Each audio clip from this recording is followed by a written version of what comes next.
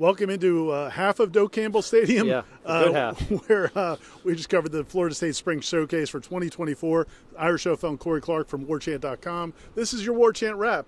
And this was an interesting spring showcase. First of all, like we said, half the stadium is maybe Aslan will show some clips of the erector set being deconstructed for I guess fall of 2025. It looks apocalyptic. It does look like there's been some tough times. It's like a video game where there's zombies inside. But Florida State still did their spring showcase and still had about 18,000 fans, I think is what they said, came in, which is good to see. And Mike Norvell was appreciative of that. I think Corey wrote about it in his column, and I think he pretty much summed it up well. This is kind of what we saw all spring. A lot of competition, some really good, some not so good. But some promise for the fall of 2024. Yeah, and I think you got to start with the quarterback. I mean, that's what everybody wanted to see. You'd like to see the other two that were hurt, the other two scholarship quarterbacks, I mean. But, yeah, you start with DJ, and I thought DJ was okay. He made the one problem I had, look, 14 to 29 isn't great. He had a couple of drops, and he also had some throwaways and some, things weren't open. That's going to happen. And I think in a game when things aren't open, he can make something happen. He couldn't do that today. Why would he? He's in a non-contact jersey. But the thing I didn't like, we'll get that out of the way, he did put the ball in jeopardy a little too much. He didn't throw an interception, but legitimately 3 of them could have been intercepted. As Marvin Jones, negative. Well, just getting that out of the way so I can do the positive. Marvin Jones talked about afterwards that he got hit with a ball in the face. DJ Lundy would have had a pick, but instead he stood up and did the incomplete sign when the ball landed at his feet. And then was it Azarie that had one that he could have made too? Other than that, he also showed what he can do. Even though he wasn't really a running threat, because quarterbacks aren't running threats in these things, he showed, I think, that on those keepers, he's going to get you 4, 5, 6, 8, 12. He had a 10, 12-yard run. I think he can churn out some first downs with his legs when things aren't there. He's going to be able to buy some time, too. And then the throw to Malik Benson on the sideline, that's a great throw. I thought maybe his best throw was the one to Darian Williamson, which I think he dropped. But that was a rifle shot in the middle of the end zone. So there's some promise there for sure. And it's what we've seen all spring, really. Yeah, and it was broken up. When you watch the replay, it was a good pass. There you go. Then Edwin Joseph. Yeah. I like do the incomplete sign then, my man. But I would say this about 2 of those plays that could have been interceptions. They were really good defensive plays. Like DJ Lundy had great coverage, which, again, that was one of the big question marks about this linebacking core was could they cover? And DJ Lundy particularly, we know he could be a thumper, but could he cover in space? He had really good coverage on that play. And then Marvin Jones, I mean, he drops, it's tough to get too mad at the quarterback on that. There's no way he expected Marvin Jones to drop back into that. And then read it like a safety. Like that, he didn't even run. So if you watch that replay, guys, if you saw it, Marvin Jones is acting like he's going to rush. He's standing up. As soon as the ball is snapped, he drops back into zone coverage and then immediately reads the eyes and sprints to his like right. A DB almost. Yeah, it was a really remarkable play. And I thought he had a stretch. Marvin Jones, let's stay on, the positive. There was a stretch where he made 2 straight running plays. I thought he pressured DJ into a bad throw, might have hit his hand. And then that play, that was all within 7 plays, and then the one where he almost had the interception. He could be a real issue for opposing offenses, I think. Yeah, and today was a day where you didn't get to see a ton of Patrick Payton. Josh Farmer didn't play. So you're not even seeing that defensive line at full force, which I think is a good sign because that could be a really good defensive line. And the running game sprung some runs as they've done all spring. Roydell Williams had a 30-yard touchdown run. Another nice play by DJ holding that ball as long as he did. That's a good play. No, he did.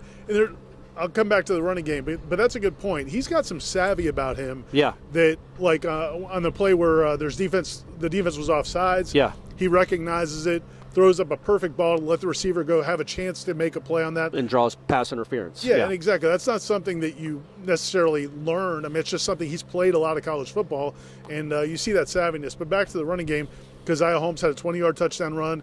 Lawrence Toafili didn't carry the ball much, but we know what Lawrence Toafili is. Yes, good. And this was similar to kind of what we've seen from this backfield all spring. There's not one guy that you'd say, okay, that's the guy. But they have a lot of running backs who can do different things. Jalen Lucas had a couple of moments as well, a couple of tough moments, put the ball on the ground, but you see the speed, obviously. Also, Conrad Husty, let go of my man when he's going in the sidelines. That's your teammate, dog. I wish he'd hold. I mean, and only mainly because, you should probably be nice to your teammates. But Jalen Lucas, I think, is going to be. You don't have a lot of Jalen Lucases. Yes, keep him upright and healthy. But yeah, I thought Jalen showed off his speed, even though he didn't hit a huge play. You see what we've been talking about. That is just a different level of speed. He is not going to be a 20 carry a game guy, but he'll have he should have 12 touches, 8 touches in some games, 12 in others. I think he's – what's going – oh, is it just water, but the wind blowing the water bottles down? Or? The wind kicked up on us a little bit. It did. It's rolling some trash down towards us. But yeah, I thought the running game looked like it kind of has looked all spring. I think the running game is going to be vastly improved. Even losing a great back like Trey Benson, I think the running game will be much improved. Well, it just speaks to how much the running game is not just the running backs. It's the offensive line, the tight ends, the quarterback, the receivers, the quarterback. And like you said, DJ did a really good job. That he was with a very run-heavy team last year at Oregon State. So, again, I think he's comfortable with that. And you saw him with the way he hung on to that zone read so well.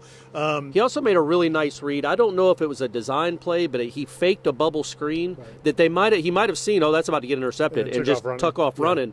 He was credited for 10 yards, but no safety's going to tackle him with a full head of steam. So that could have been a long touchdown, or a long play anyway.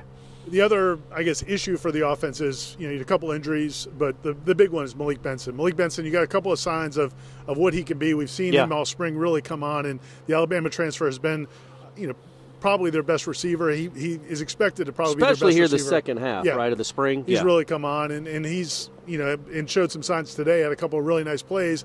Then he goes down with a foot or ankle injury. We really don't know. Mike Norvell, who's not always the most forthcoming with injuries.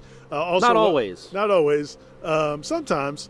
But he said today that they still don't know much. He said there was nothing. He didn't speak specifically about Malik. There were a couple other guys that went down with minor injuries too. He said nothing looked extensive. So we'll take that as good news.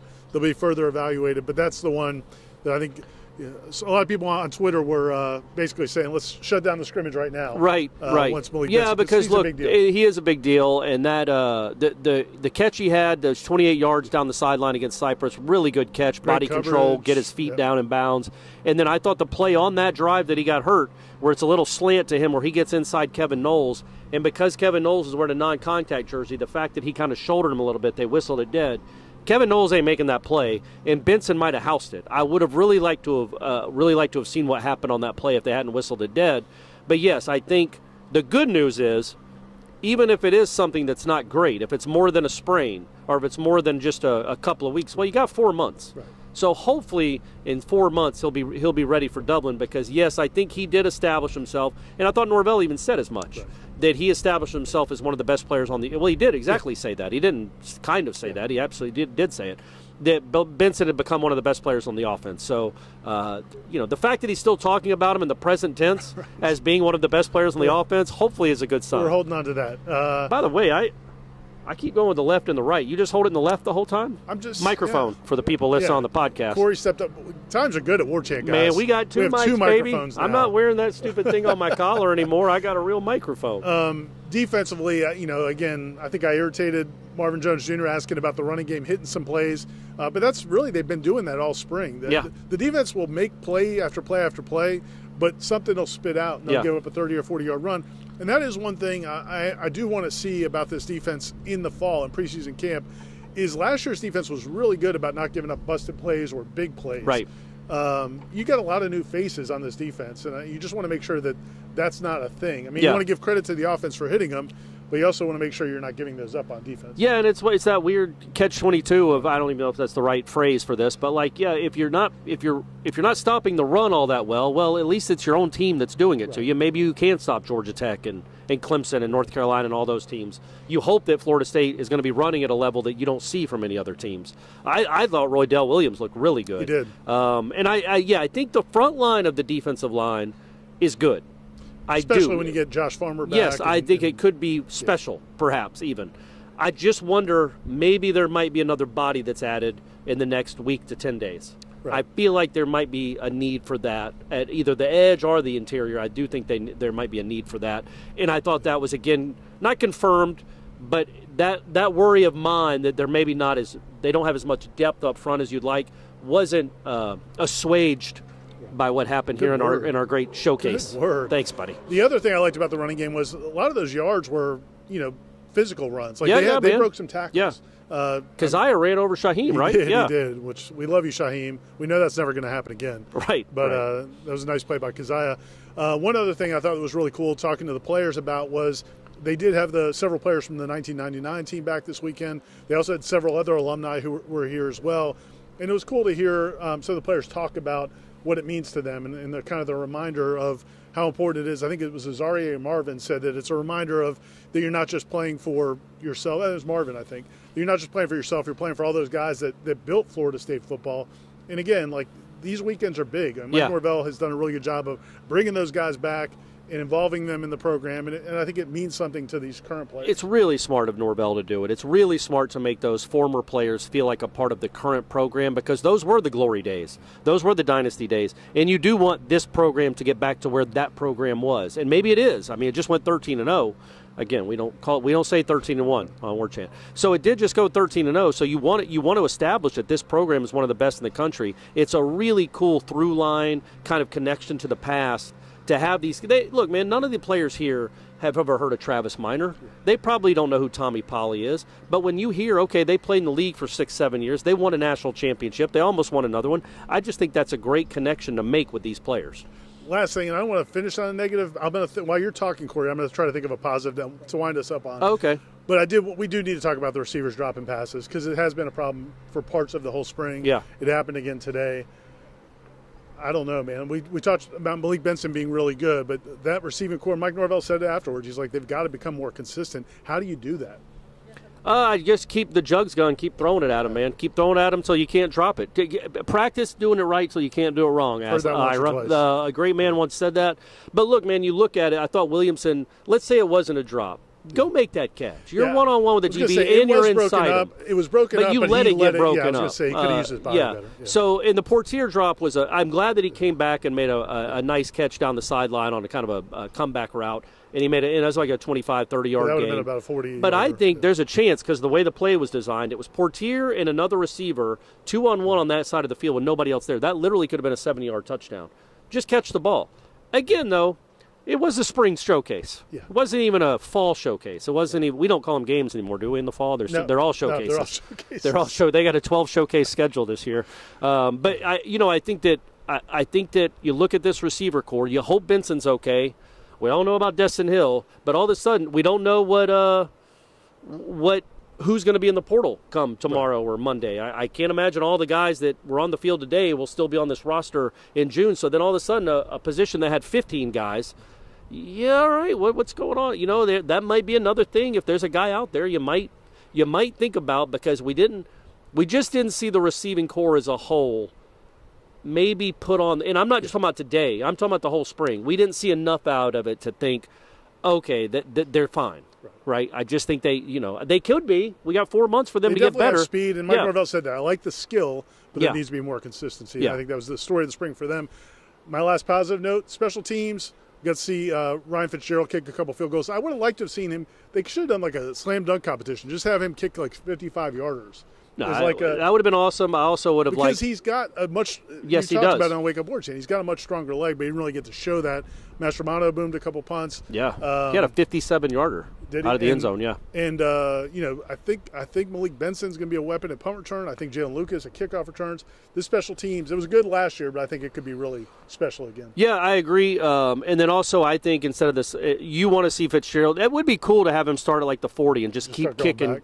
Keep kicking kicks till he gets to 60 in a showcase, because we're showcasing talent here. I also would have liked to seen DJ from the goal line just to see how far he could throw it. Corey did ask him. Yeah, I did. Yeah. So I asked DJ what yard line do they have to be, because they had a Hail Mary at the end of the regular session, but not with him. I wondered what he 60. Thought the yard line would be. The offense would have to be where he'd be able to throw a Hail Mary into the end zone. He said to be safe the 40. But he knows he could throw it 70 yards. Yeah. I'm like, buddy, if they're playing Clemson here, and it's 28-28. At the 33. With 3 seconds left, and the ball's at your own 34-yard line, you're throwing a Hail Mary. Right. And I bet he throws it 75 yards in the air. Cordell Stewart did it 30 years ago. Think of all the improvements we made in technology since then. He's a big boy. And, he is, man. He's got a big arm. But yeah, and I do wish he gotten to show it off more with like a couple of like really deep throws. But yeah, again, going back to DJ as a whole, not great, not awful. You hope he just continues to get better, and he has, like Aslan asked him afterwards, to be the best player he's been in his career. If he can do that this year, then this team, who knows what this team can do. We'll know in about 4 or 5 months when we go out to Dublin, Ireland. Dublin, Ireland. That's the next time you'll see these smiling faces. But stay connected to warchant.com. We've got plenty of coverage. Corey's column is already up on the website. We'll have plenty of coverage coming over the next few days. Recruiting's kicking into high gear again. The transfer portal's kicking into high gear. Yeah. Corey's juggling. Aslan's working behind the scenes. So stay tuned to warchant.com, Warchant TV, and we'll talk to you next time. I'm going to drop the mic. Maybe from Dublin next time.